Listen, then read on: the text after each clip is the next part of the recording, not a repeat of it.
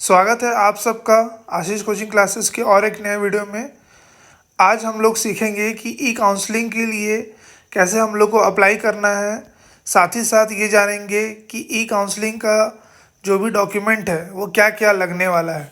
तो हम लोग को देखिए, यहाँ पे मैंने अपने मोबाइल स्क्रीन पे गूगल खोल लिया है और हम लोग को अब टाइप करना है AISSEE स्पेस ई काउंसलिंग।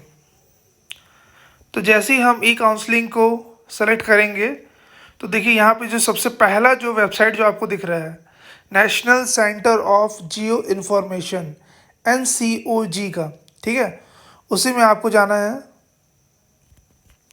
जैसे ही आप जाते हैं तो भारत सरकार का एक वेबसाइट खुल जाता है जो कि रक्षा मंत्रालय का है, defence of ministry of defence का, ठीक है। तो अब देखिए यहाँ पे ई काउंसलिंग शेड्यूल लिखा हुआ है, ठीक है। तो देखिए ई काउंसलिंग का जो शेड्यूल है वो पूरा आ चुका है।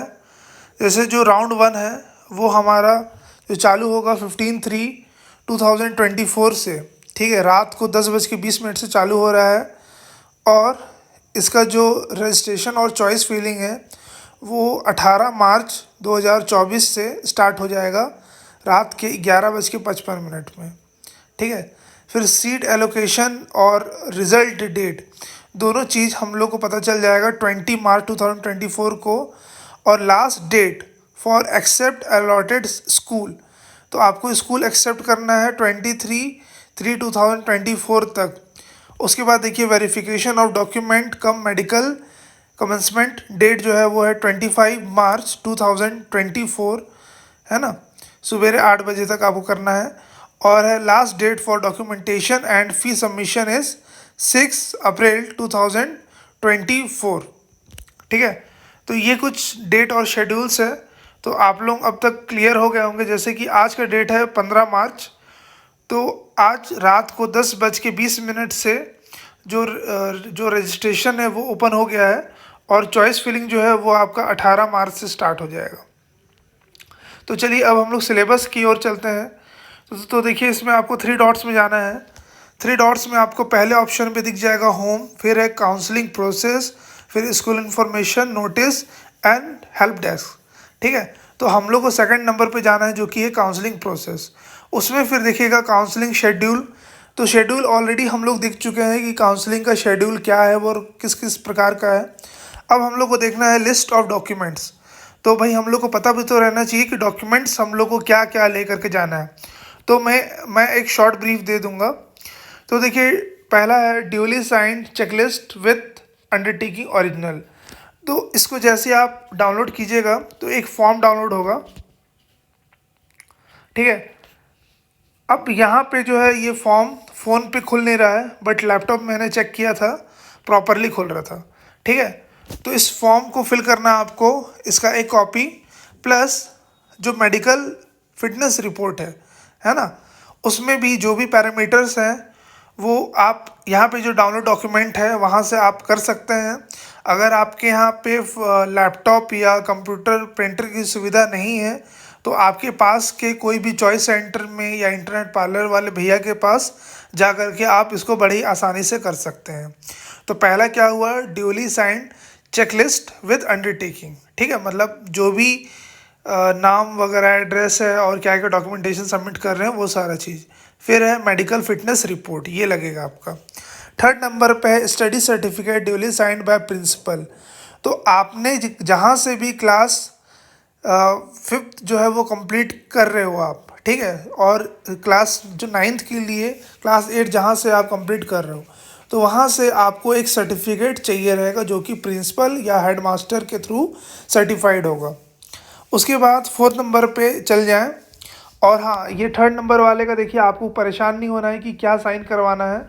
बस इसी जगह से डाउनलोड डॉक्यूमेंट्स आपको डाउनलोड करके प्रिंट आउट निकलवा के उसको आपके प्रिंसिपल से साइन करा लेना है, जो भी चीज़ें भरने हैं। उसके बाद जो डॉक्यूमेंट्स का एक मैं सेपरेट वीडियो बना दूंगा सारे डॉक्यूमेंट्स डाउनलोड करके।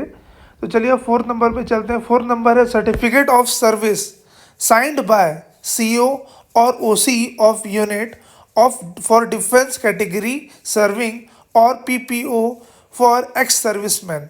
तो यदि आप कोई भी कैटेगरी में फंस रहे जैसे कि डिफेंस कैटेगरी या फिर एक्स सर्विसमैन, तो आपको एक ओरिजिनल सर्टिफिकेशन की ज़रूरत होगी, ठीक है, जो कि आपके सीओ या ओसी के थ्रू साइंड होना अनिवार्य है। चलिए अब फिफ्थ नंबर पे चलते हैं। फिफ्थ नंबर में है income certificate issued by competent authority. The income certificate must be issued as per the enclosed format by the revenue officer not below the rank of Tehsildar from the area of residence of the candidate. The income certificate must include income from all sources of the family for the financial year 2022 to 23 and must have been issued on or after 1 April 2023. The affidavit IT return submitted by parents will not be considered. ठीक है, तो देखिए आपका जो है इसमें briefly incomes जो होने चाहिए डिस्कस्ड होने चाहिए। अकॉर्डिंगली हम लोग को यहाँ पर भी फॉर्म जो है होगा वो डाउनलोड कर लेंगे, और वो जो आप इनकम सोर्स जो दिखाएंगे वो तहसीलदार के थ्रू असिस्टेड वो होना चाहिए, मतलब उनका सिग्नेचर होना चाहिए उस चीज़ में, और उससे कोई भी नीचे रैंक का जो पर्सन है उसके द्वारा असिस्टेड अगर है या एफिडेविट है ना, तो वो चीज़ वैलिड नहीं है। यहाँ तक कि आपके जो आईटी जो रिटर्न है उसमें अगर आपने दिखा दिया कि 2 लाख इनकम है तो वो वैलिड नहीं है। यहाँ पे साफ साफ लिखा हुआ है IT return submitted by parents will not be considered. Okay, 6 number पे आते हैं सर्टिफिकेट ऑफ कैटेगरी। अगर आप किसी भी कैटेगरी में फंस रहे हैं जैसे कि एससी, एसटी, ओबीसी या एनसीएल, है ना, सपोज कीजिए कि आप अगर शेड्यूल कास्ट, शेड्यूल ट्राइब या अदर बैकवर्ड कास्ट वगैरह के हैं, तो उसका प्रॉपर फॉर्मेट में एक सर्टिफिकेशन जो होगा वो आपको देना होगा, उसका सर्टिफिकेट आपको जमा करना होगा। ओके, फिर उसके बाद देखिए एक होता है provincial admission letter from AISSAC 2024। ठीक है, तो आपके पोर्टल के थ्रू आपके पास एक प्रोविजनल एडमिशन लेटर जो होना चाहिए। ठीक है, उसके बाद 8 नंबर में देखिएगा admit card of AISSEE 2024 issued by national testing agency NTA। तो ये जो एडमिट कार्ड है ये वही एडमिट कार्ड है जो आपने एग्ज़ाम के वक्त में आपने निकाल करके और एग्ज़ाम हॉल में आप गए थे। तो अगर आपके पास ओरिजिनल ना हो तो भी कोई दिक्कत नहीं है, फ़ोटोकॉपी या उसका प्रिंट आउट भी चलेगा। ओके, अगर आपके पास फ़ोटोकॉपी या प्रिंट आउट नहीं है तो आप अपने लॉगिन आईडी से दोबारा से भी डाउनलोड बड़े ही आसानी से कर सकते हैं AISSE के वेबसाइट से। ओके, फिर देखिए 9 नंबर में क्या है स्कोर कार्ड ऑफ AISSEE 2024। ये उसी स्कोर कार्ड की बात हो रही है जो कि हमको 14 मार्च 2024 को मिला है।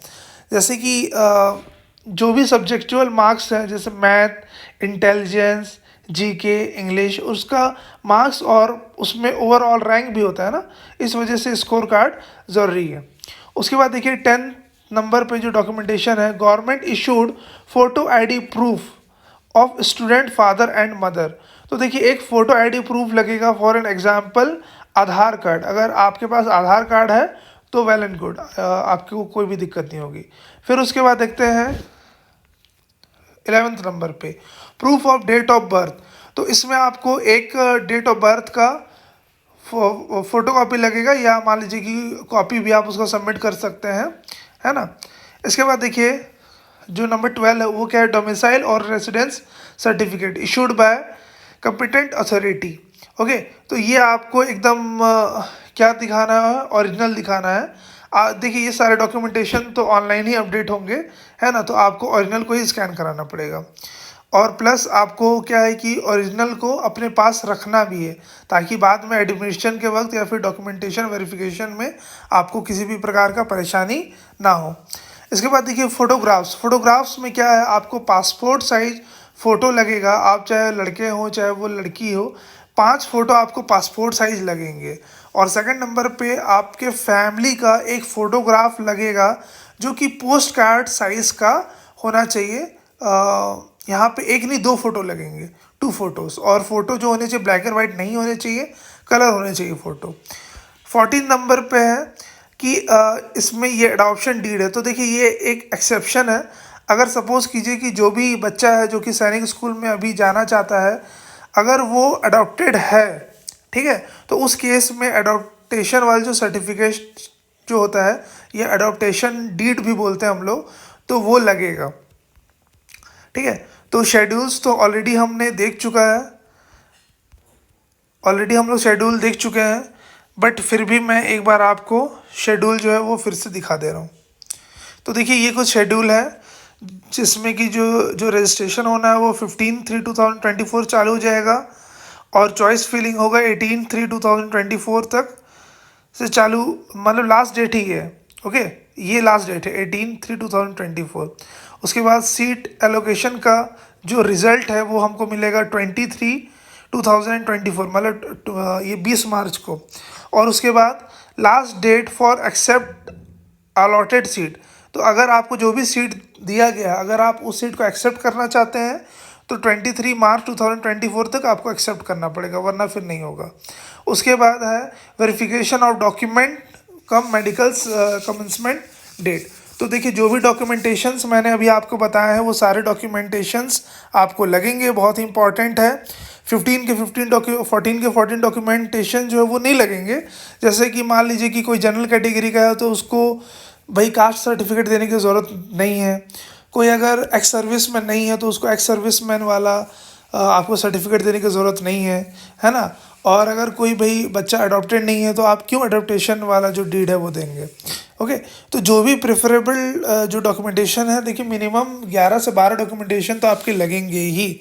उसके बाद है last date for documentation and fee submission. तो देखिए 6 अप्रैल 2024, 6 अप्रैल 2024 तक आपको क्या करना है, अपना जो फीस है सैनिक स्कूल का वो सबमिट कर देना है, और साथ ही साथ जो भी डॉक्यूमेंटेशन है वो भी सबमिट कर देना है।